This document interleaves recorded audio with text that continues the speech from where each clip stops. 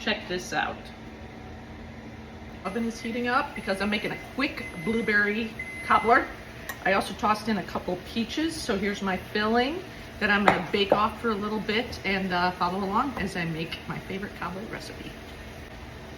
I'm just going to throw my filling into my baking dish. I like to bake my fruit just a little bit so it gets a head start before I add on the cobbler topping. Doesn't that look great? So I'm just going to toss this into the oven for about 20 minutes.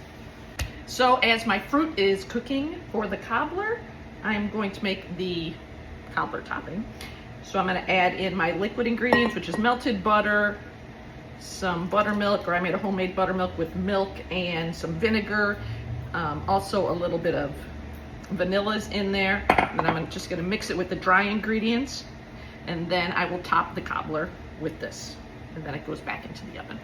All right, so my fruit has cooked for about 20 minutes. It's softened up. It's a little bubbly around the edges. So now we're going to add on the cobbler. So you just take this, and these little ball-sized pieces.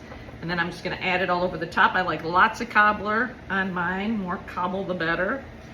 And this will also spread out as it bakes, so you don't have to put it all next to each other. So I'm just going to finish putting all the cobbler on top of the fruit. My final step, this is probably my favorite part of the cobbler. It's this coarse sugar. So I'm going to link this for you. They call it confectioner's extra coarse sugar. I call it sanding sugar. Gives it that extra little sugar crunch and that professional bakery-like touch.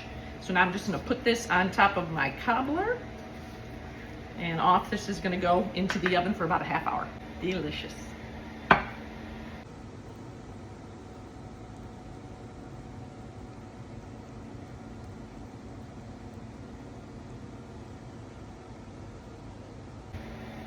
So I am heading over to my stepmom and my dad's house across town for dinner tonight.